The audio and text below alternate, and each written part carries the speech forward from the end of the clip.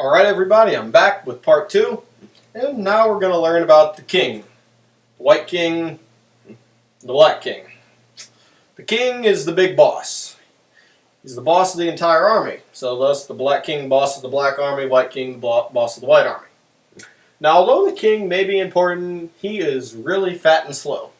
He can only move one square in any direction. So I mean, he can turn and go different ways, but he's only going one square in any direction. So he's kind of got a little box around himself that he can go to, and that's it. Okay, so he's very slow. He doesn't get anywhere fast. But more importantly about the king is that he's priceless. Because if you end up getting checkmated, which we'll talk about in a second, you lose the game. Now, to understand what checkmate is, you have to know what check is. So let me find a piece here. This rook attacks the king. That means that the white king is in check. Now, let's pretend that the rook came from h7 and went to e7. Check. Now white has to get his king to safety, or her king. And he can do so by going to d3, which is not attacked by the rook, or he can go to f3. Any square that's not attacked by a black piece. Any piece can put a king in check except for another king. Now, if another king tried to put a king in check, he'd be moving into check himself because he'd be going into a square that's controlled. For example, let's say this king tries to go here to put the white king in check. But that's an illegal move because the black king would have to go to a square that the white king is attacking. So black would be moving into check. And it is against the rules to move into check, and it's against the rules to stay in check if you can get out of it. Okay? Now, to understand checkmate, since we know what check is, we can talk about checkmate now. Checkmate is when the king is attacked and he can't get away. This is a very elementary example of checkmate. The king is attacked by the rook on h1 here, and if he tries to go up to the second rank, any one of these three squares, this rook here will get him. Okay? This king is checkmated, and now the game would be over and the king would lose. He'd fall down. Okay? In chess, you can never take the king. Taking the king is against the rules. So if you're playing, and let's say you're in this position, for example, and you check down here, and your opponent goes here, you cannot take the king. That's against the rules, okay? You have to tell them, excuse me, you're still in check. Please make a move to get your king to safety. And they would look, and they'd hopefully find a way to get out of check, like this, or up here, or something like that. As I said, if a king's attacked and he can't get away, it's checkmate. Now in chess, there are thousands and thousands of different ways to checkmate, involving many different combinations of pieces and such. And since I got my pieces here, I'll show you another example of checkmate. This is a very common mate called a support mate. You see the queen is giving the king a check, and the queen is protected by the rook. That means that if the king tried to take the queen, he would be moving into check, and that would be an illegal move since it's against the rules.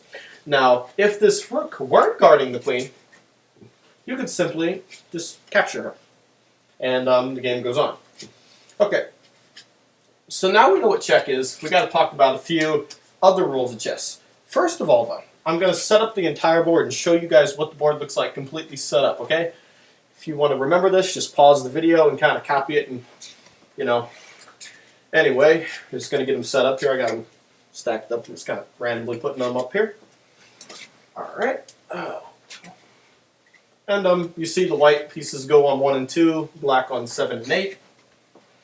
And if your board at home doesn't have the numbers and letters, just make sure that you have a white square on the right and that the queen is on a light, and that the queen goes on her color. So a light queen would go on a light square and the dark queen will go on a dark square. All right. It's not too hard to remember how to set it up after you play a few games.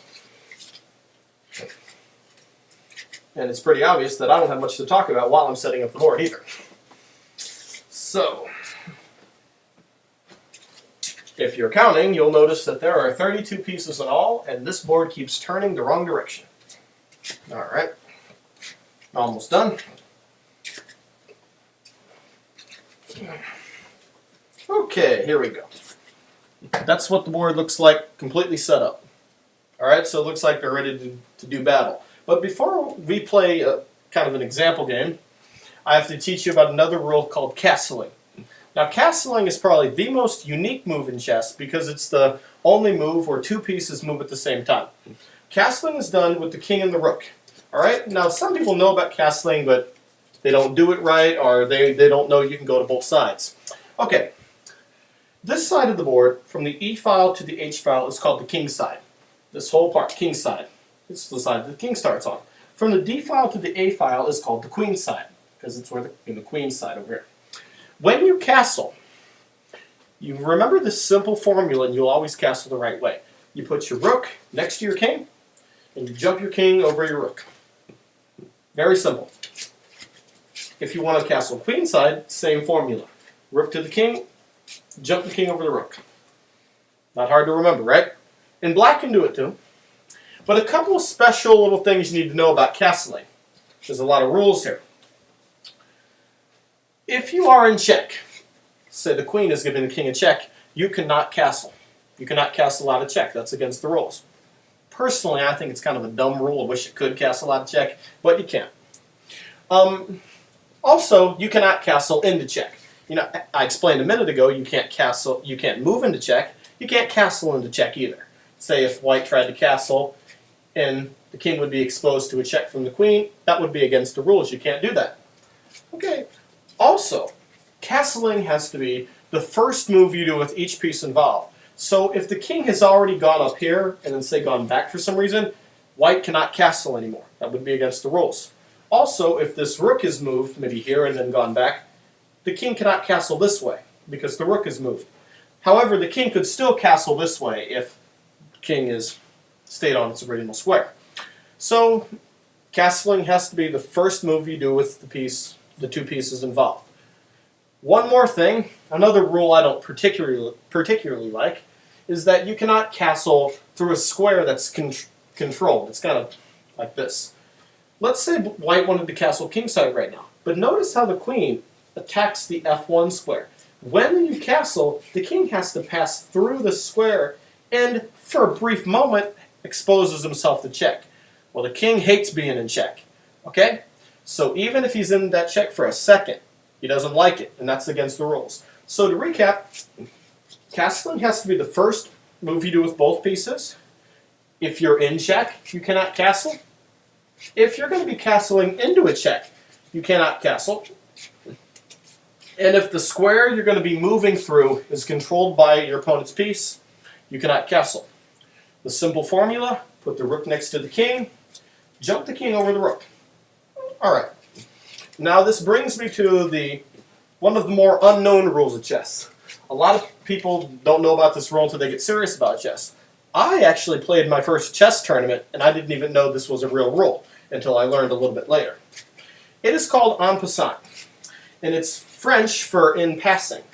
Okay, and here's an example of it. It's really hard to describe without actually showing it to you.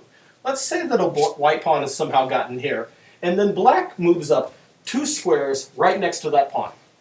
On the very next move, white can capture by going under the pawn, like this. That's en passant.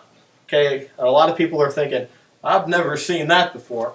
It's a little weird, I know, but trust me, it's a real rule, and it can be a very useful move sometimes. Now, only if a pawn moves up 2 next to you. A lot of people make the mistake and think if somebody goes here, they can go en passant. You can't do that. It's only if you go up 2 squares next to them. And remember, it has to be on the very next move. Let's say black goes here, and then white goes like this. Black goes here. White cannot en passant anymore. He's missed his opportunity. He can't do it. Alright, so it has to be on the move after. Okay, YouTube is limiting me to 10-minute videos. I want to spend the last 30 seconds talking about different ways to get out of check. And you'll see me hurry with the pieces. Okay, as you can see, the white rook puts the black king in check. There's 3 different ways to get out of check in chess. 1, you move the king to safety. He's not attacked. 2, you can block with the piece. The bishop shields the king from the check, and he's safe, okay, because he's blocked. And 3rd, and the most fun way in my opinion, is to take the piece that's checking you. The piece isn't on the board. Your king is safe for the time being. I'll see you next time. We'll start to talk about basic strategy.